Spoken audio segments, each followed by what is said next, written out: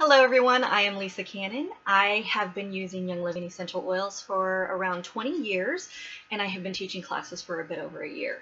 And I wanted to just talk to you a little bit about chemicals, okay? So when most people think about pollution, they think about the outdoors and they think of garbage-filled streams or industrial waste.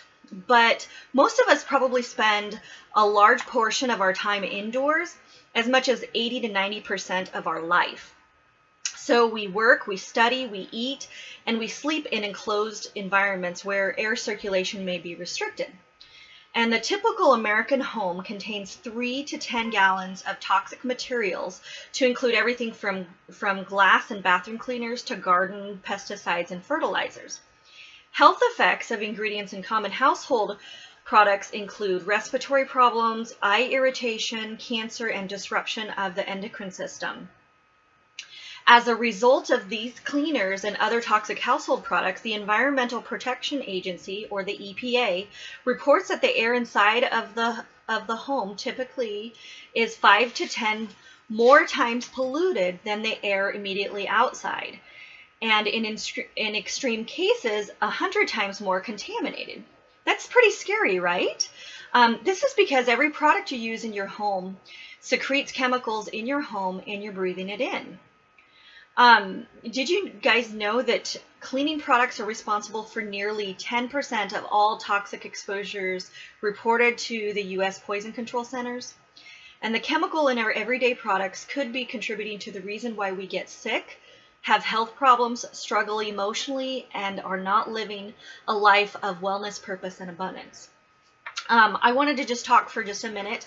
I am actually pregnant, and I'm kind of in the very early stages of pregnancy, but I have this super nose.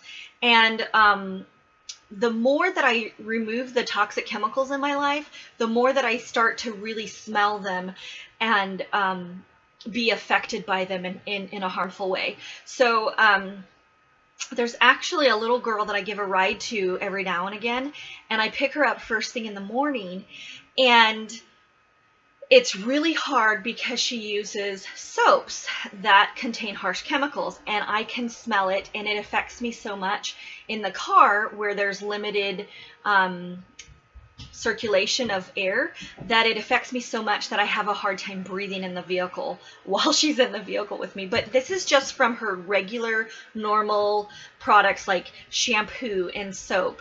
And I can really smell the type of soap it is. And I could probably tell her what brand of soap she's using because of how much my super nose is. So anyway, I know that's crazy, but let's talk next about some facts and the chemicals found in our store-bought laundry detergents. Okay, so sodium lauryl sulfate. This can be damaging to the skin as well as disruptive to immune health and hormonal health. Sodium lauryl sulfate is a surfactant, detergent, and emulsifier used in thousands of industrial cleaners and cosmetic products. It is present in nearly all shampoos, scalp treatments, hair color, bleaching agents, toothpaste, body washes and cleansers, makeup foundations, liquid hand soaps, and laundry detergents. Okay, so this is what we're talking about tonight, is laundry. According to the environmental working group Skin Deep, cosmetic safety reviews, research studies on sodium lauryl sulfate has shown links to irritation of the eyes and skin, organ toxicity, developmental and reproductive toxicity, neurotoxicity, endocrine disruption, ecotoxicity, and biochemical or cellular changes and possible mutations of cancer. That is pretty crazy stuff, and that sodium lauryl sulfate is found in so many different products. Phthalates are found in many detergents, laundry products, and washable items. So phthalates are used in ingredients in liquid soaps, detergents, and other cleansing products. DEP, or diethyl phthalate, is a component of fragrance in detergents. In this case, you're not going to find the phthalate listed as an ingredient, only the word fragrance. will appear on the ingredient list.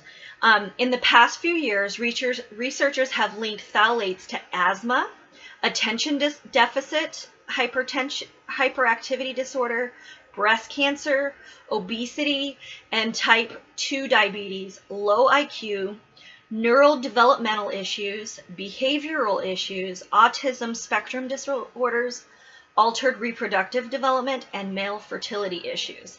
So this is causing such a huge issue, these phthalates. And research shows that children and pregnant women are most vulnerable to the effects of phthalates.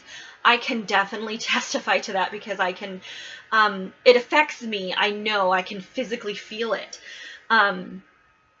So that is just crazy. So, okay, about 2/3 of laundry detergents tested contain 1,4-dioxane.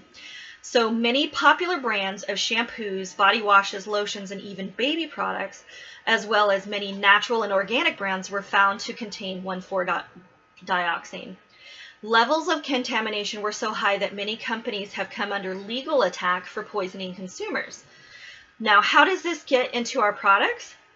It's not added intentionally. It's actually a byproduct of the sodium lauryl sulfate, which is an extremely common ingredient in detergents that we've already discussed.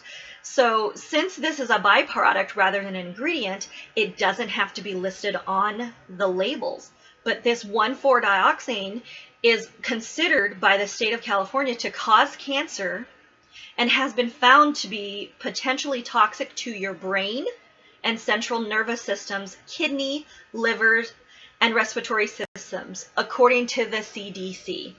So this is just crazy, and you'll never probably find that listed as an ingredient because it's a byproduct of the sodium lauryl sulfate. Store-bought laundry detergents and dryer sheets also contain alpha terpenol and benzyl alcohol. And these are toxic ingredients that can cause central nervous system disorders, loss of muscular coordination, central nervous system depression, headaches, nausea, and vomiting.